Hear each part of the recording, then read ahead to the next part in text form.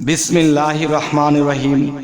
হে সমস্ত জগতবাসী, আজ আমি শামীম আলী চিশতি আপনাদের সামনে যে আলোচনাটি নিয়ে হাজির হলাম, সেই আলোচনাটি অবশ্যই খেয়াল করে শুনবেন। আজকের আলোচনায় যেই কথাগুলো বলা হবে অবশ্যই খেয়াল করে শুনবেন। পৃথিবীতে যারা আল্লাহর প্রেমিক, যারা সাধনকারী, যারা আমলকারী, যারা আল্লাহর কর্মে, আল্লাহর প্রেমে সবসময় ডুবে থাকে, তাদের জন্য আজকে এই আলোচনা ইনশাআল্লাহ। সেই কথাটি হলো, দেখুন, আপনি মৃত্যুবরণ করলে আপনার দেহ মাটিতে মিশবে না, মাটিতে মিশবে না, আপনার দেহটা পচন ধরবে না। আপনার দেহটা মাটির সাথে মিশতে যে জিনিসগুলো মানুষের মধ্যে থাকে, যে মানুষ মৃত্যুর পরে পচন ধরে যায় এবং পচতে পচতে একসময় হাড্ডি গুড্ডি সহকারে মাটির সাথে মিশে যায়। তাহলে একটি কথা হলো যে কি করলে, কোন সাধনা করলে একজন মানুষের দেহ মাটিতে খাবে না। তাহলে সেই সাধনাগুলো, সেই কর্মগুলো কি, সেই চলাফেরা, সেই কোনভাবে কোন অবস্থানগুলো করলে আমাদের দেহ মাটিতে খেতে পারবে না, সেটি আমি আরেকটি কথা বলবো। দেখুন, যে আপনি কোনো জমিন থেকে এক বল বা এক পাতি মাটি এনেছেন, সেই মাটিটা যদি অন্য কোনো জায়গায় ফেলে দেন, তাহলে এই মাটিটা সেই মাটির সাথে মিশে যাবে। তার মানে সেই মাটিটাকে এনে যেরকম ছিল এরকমই অন্য জায়গায় মাটিতে ফেলে দেওয়ার পরে সেই মাটির সাথে এই মাটিটা মিশে গেছে। তাহলে এই মাটিটা মিশবে না। কখন মিশবে না জানেন? যখন এই মাটিটা যখন আপনি পোড়া দিবেন, তখন পড়তে পড়তে পড়তে পড়তে এটা ইটা হয়ে যাবে। তখন এই ইটা কিন্তু মাটির সাথে মিশবে না। তাহলে একজন মানুষ সাধনার আগুনে, সামাজিক আগুনে, ফ্যামিলির আগুনে, গুরু মুর্শিদের প্রেমের আগুনে, আল্লাহ রাসূলের প্রেমের আগুনে এবং অভাবের আগুনে, ধৈর্যের আগুনে, সমস্ত আগুনে যখন একটা মানুষ পড়ে যায়, তখন তার দেহটা সেই মাটির তৈরি হলেও সেই দেহটা পড়তে পড়তে পড়তে পড়তে তখন সেই দেহটা ইটায় পরিণত হয়। সুবহানাল্লাহ। যখন সেই দেহটা ইটায় পরিণত হয়, তখন সেই ইটা কিন্তু মাটির সাথে আর মিশবে না। তবে দেখেন, এই পৃথিবীতে অনেক আউলিয়া, অনেক পীর ফকিরের বেলায় দেখা গেছে যে 28 বছর, 30 বছর, 50 বছর পরে তার লাশটা দেখেছে, তার কাফনের কাপড় থেকে শুরু করে তার দেহের কোনো অংশ নষ্ট হয়নি, যেরকম তেরকমই রয়েছে। তাহলে বোঝা গেল কি, তারা এই পৃথিবী থেকে সেই যন্ত্রণার আগুনে, সাধনার আগুনে, প্রেম ভক্তির আগুনে, বিশ্বাসের আগুনে তারা পুড়ে গেছে, ধৈর্যের আগুনে তারা পুড়ে গেছে। তখন সেই পোড়াতে তার আত্মা এবং দেহ দুটোই পরিষ্কার হয়ে গেছে এবং সেই দেহের মাটিটা ইটায় পরিণত হয়ে গেছে। তাই বলবো, হে সমস্ত জগতবাসী, আপনারা বলতে পারেন যে তাহলে কোন কোন সাধনা কিভাবে করতে হবে।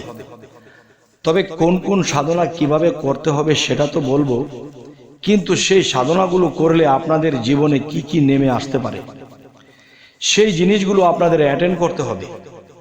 এবং ফেস টু ফেস যখন সেই কাজগুলো করতে শুরু করে দিবেন, তখন কি হবে? আপনার জীবনে সেই লাঞ্ছনা, সেই দুঃখ, কষ্ট, যন্ত্রণা নেমে আসবে। আর সেই সমস্ত দুঃখ, কষ্ট, যন্ত্রণা সমস্ত কিছু আপনার হাসি মুখে মেনে নিতে হবে। এবং পৃথিবীর লোভ লালসা তো থাকবেই না। এবং দেখা যায় যে চোখে সব সময় পানি থাকবে এবং মানুষ বুঝবে যে আপনি সুখে আছেন, ভালো আছেন, কিন্তু না, আপনি কিন্তু খুব কষ্টে আছেন, যন্ত্রণায় আছেন। কিন্তু মুখের হাসিতে মানুষ বুঝতেই পারেনি যে আপনি এত কষ্ট আছেন, কিন্তু চোখের মধ্যে ছলছল জল, কিন্তু বুক ভরা মুর্শিদের প্রতি, গাউসুল আজমের প্রতি পূর্ণ প্রেমের বল। তাই বলবো, তারাই পাবে আসল ফল। হে সমস্ত জগতবাসী, আজকের এই আলোচনাগুলো অবশ্যই খেয়াল করে শুনবেন।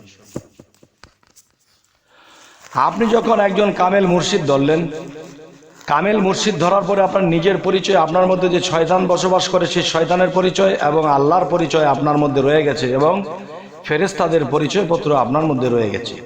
এই জিনিসগুলো আপনার মুর্শিদ, আপনার কামেল মুর্শিদ আপনাকে সেই বায়াতের দিন দিয়ে দেখাবে, আর আপনাকে সেই কর্ম আমল সাধনা দিয়ে দেবে। সেই কর্ম আমল সাধনা যখন আপনি করতে যাবেন, তখন সেই সাধনা করতে করতে তখন কি হবে জানেন? আপনার চেহারাটা হিরঞ্চির মতো হয়ে যাবে, আপনি কালচিটে হয়ে যাবে। দেখেন একটা জিনিস, একটা লোহা যখন, জংওয়ালা লোহা যখন একটা আগুনের মধ্যে দেয়, তখন সেই লোহাটা প্রথমত কালো হয়ে যায়। কালো হওয়ার পর যখন একে পিটানো হয়, তখন কিন্তু জংগুলো ছুটে যায়। আর যখন জংগুলো ছুটে যায়, তখন ভিতর থেকে চকচকাটা বের হয়। যখন চকচকাটা বের হয়, তখন মানুষ বুঝতে পারে যে না রে, সে তো কামেল ব্যক্তি। কিন্তু এর আগে যখন সে প্রেমের আগুনে, সাধন আগুনে, সমস্ত আগুনে যখন পুড়তে শুরু করেছে, তখন চেহারার মধ্যে ডিসকালার এসে গেছে, চেহারা কালেস্ট হয়ে গেছে, কেমন জানি হয়ে গেছে। তখন মানুষ তাকে ভণ্ড বলে। এই তুই কোথায় তরিকা নিয়েছিস রে, তুই ভণ্ড হয়ে গেছিস, তোর চেহারা কেমন দেখা যায়, তুই কি গাঁজা খাস নাকি রে, তোর সম্পদের দিকে তোর খেয়াল নেই, তোর বাবা মা, তোর ভাই বোন, আত্মীয় স্বজন, তোর স্ত্রী পুত্র কন্যা, কারো দিকে তোর খেয়াল নেই, তুই কি ভণ্ড পীর ধরেছিস নাকি, নাকি তুই নিজেই ভণ্ড হয়ে গেছিস। বিভিন্ন কথা মানুষ বলতে থাকে। আর সেই বিভিন্ন কথা কে বলে? পাড়া প্রতিবেশীরা বলে, ফ্যামিলির লোকেও বলে, এবং দূরের লোকেও যারা আত্মীয় স্বজন তারাও বলে। আর এগুলো যখন বলে, আর সে যখন এগুলো সহ্য করে, তখন কিছু তার জীবনে অনেক কিছু ফলে, তা সে নিজ কানে শুনে এবং দেখতে পায়। তো বলবো, হে সমস্ত জগতবাসী, যদি আপনি চান যে এই পৃথিবীতে আপনি নিজকে পোড়া দিয়ে আপনি সেই ইটা হয়ে যাবেন, সেই ইটা আর মাটির সাথে মিশবে না, তাহলে সেই সাধনাগুলো কি আমি আপনাদেরকে ইঙ্গিত করব। এই ইঙ্গিতের কথাগুলো বুঝবে কারা? যারা সাধন পথে আছে, যারা মুর্শিদের পথে আছে, যারা কোরআন অনুসারে কামেল মুর্শিদের কাছে গিয়ে বায়াত গ্রহণ করেছে, নিজকে চিনেছে, সেই ব্যক্তিদের জন্য এই আজকের কথাগুলো ভালো ফলবে। তবে আপনারা বলতে পারেন, তাহলে যারা পৃথিবীতে বায়াত হয়নি তারা কি কথা শুনতে পারবে না? অবশ্যই তারা শুনবে, কিন্তু মুর্শিদ ধরা ছাড়া এই সাধনাগুলো করবেন না। মুর্শিদ ধরেই করতে হবে।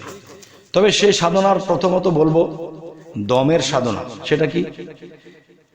যে একটি সাধনা কুম্ভক, রেচক এবং পুরক, এই তিনটি আপনার দেহের মধ্যে বায়ুর সাধনা। এই সাধনাগুলো করতে হবে। দ্বিতীয়ত করতে হবে কি? যে আপনার মুর্শিদ সুরতটাই রাসূল সুরত, আর রাসূল সুরতটাই আল্লাহর সুরত।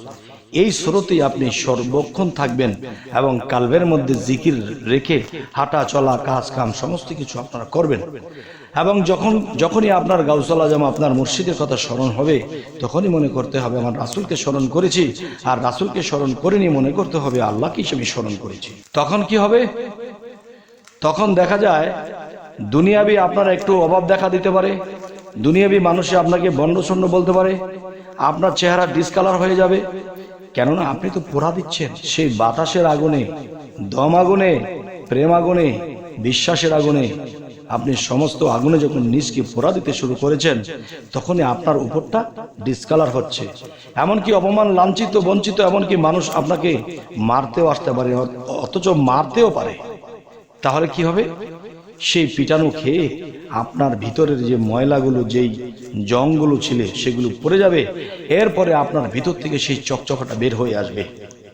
আচ্ছা, তাহলে এরকম পোড়া দম আগুনে, ধ্যানের আগুনে, এবং দেখা যায় যে চিক সাধনা, যাকে অনাহার থাকে, জীব দেহটাকে অচল করেছে, নিজের ভিতরের পরমাত্মাকে জাগ্রত করেছে, তখন তার সর্ব অঙ্গে জিকিরের খবর পাবে, তার কালবের মধ্যে জিকিরের ধ্বনি সে শুনতে পাবে, তার মধ্যে এলমে লাদুনি জারি হবে, আর আল্লাহ সেই পবিত্র দেহে, সেই পোড়া দেহের মধ্যে আল্লাহ এসে বসত করবে। সুবহানাল্লাহ। তাহলে আপনারা বলুন, যেই বডি এবং যেই দেহের মধ্যে আল্লাহ নিজে বসত করবে, তাহলে সেই বডিটা কি হয়েছে? আল্লাহর আসন হয়েছে। আল্লাহর আসন কি কখনো মাটির সাথে মিশতে পারে? হে সমস্ত জগতবাসী, আজ আমি শামীম আলী আপনাদেরকে এই কথাগুলো বলে যাচ্ছি। দেখেন, আল্লাহ কাউকে ঠকায় না। আমরা নিজেরাই ঠকে যাই, আমরা নিজেরাই ঈমান নষ্ট করে ফেলি, আমরা নিজেরাই অলসতা করি, যার ফলে আমাদের এই ঘটনাগুলো, যেগুলো আল্লাহর তরফ থেকে পেয়ে যাইতাম, সেগুলো আর আমরা পাচ্ছি না। তাহলে আল্লাহর আসন যদি কখনো মাটির সাথে না মিশে, তাহলে সেই আসনটা কি? সেই আসনটাই আপনার কাল্ব। আর আপনার কাল্বটা কোথায় ফিটিং করা? আপনার বডির মধ্যে, আপনার বক্ষস্থলে ফিটিং করা। এই কাল্বের মধ্যে আল্লাহ বসে যখন কথা বলবে, তখন সেই ব্যক্তির মুখে যখন আল্লাহই কথা বলবে, আর যা কিছু বলবে তাই ফলবে, তখন কি হবে? মানুষ আপনাকে মানতে শুরু করবে। যারা ভণ্ড বলেছিল, যারা খারাপ বলেছিল, তখন তারা আপনার দিকে ভিড়বে, এবং যারা অন্য দিকে ফিরেছিল তারা আপনার দিকে ভিড়ে তারা নতশির হবে, আপনাকে সম্মান দিতে শুরু করবে, আপনাকে মানতে শুরু করবে। হে সমস্ত জগতবাসী, আজকের এই কথাগুলো আমি অন্তরের অন্তঃস্থল থেকে বলেছি। যদি এই পৃথিবীতে কোনো মানুষ এই ত্যাগ করতে পারে, একমাত্র ত্যাগীর পক্ষে সম্ভব এই সাধনা করা, আর না হয়তো কারো পক্ষেই এই সাধনা করা সম্ভব নয়। তবে নির্ভয়, আল্লাহ কাউকে ঠকায় না। যতটুকু করব ততটুকু পাবো। তবে পৃথিবীতে এসেছি, খাবো, উন্নতি করব, টাকা জমাবো, বাড়ি গাড়ি করবো, এটাই তো আমাদের মূল উদ্দেশ্য নয়। আমাদের মূল উদ্দেশ্য হয় যে আল্লাহর প্রতি রেখে ভয়, যেন তাকে আমরা একদিন করতে পারি জয়। তবে আমরা রয়ে যাব অক্ষয়, আমাদের আর কোনোদিন হবে না ক্ষয়। তবে হে সমস্ত জগতবাসী, আজকের এই আলোচনা যদি আপনাদের কাছে ভালো লাগে, তো অবশ্যই আমাদের চ্যানেলটিকে আপন করে নিন, আপনাদের হৃদয়ে জায়গা করে নিন, এবং সাবস্ক্রাইব করার মাধ্যমে আপনাদের কাছে যেন প্রত্যেকটা ভিডিও পৌঁছে যায়, এবং আল্লাহর সুপথে আমরা থাকতে পারি। মৃত্যুর পরেও যেন আমরা পৃথিবীতে মানুষ স্মরণ রাখে যে এই পৃথিবীতে যতদিন বেঁচে ছিলেন মানুষ উপকার পেয়েছে, মৃত্যুর পরেও আপনার কাছে আল্লাহ উপকার করার মতো রাস্তা করে দেবে। ধরুন, পৃথিবীর সমস্ত মানুষের গোরস্থানে কবর হয়, আর আপনি যদি নিজেকে পুড়িয়ে এই পৃথিবী থেকে বিদায় হতে পারেন, সেই পোড়া দেহ কখনো কবরে যাবে না, গোরস্থানে যাবে না, সেটি আল্লাহ মাজারে পরিণত করবে। সুবহানাল্লাহ। তখন সেখানে গিয়ে আপনার উচিলা করে আল্লাহর কাছে চাইবে, তারা সব কিছুর সমাধান পাইবে। তখনই দিন দিন আপনার উন্নয়ন হতে চলবে। তবে হে সমস্ত জগতবাসী, আজকে এই কথাগুলো বলে রাখলাম। সামনে কি ধরনের আলোচনা চাইছেন তাও জানাবেন। সকলে ভালো থাকবেন। আল্লাহ হাফিজ।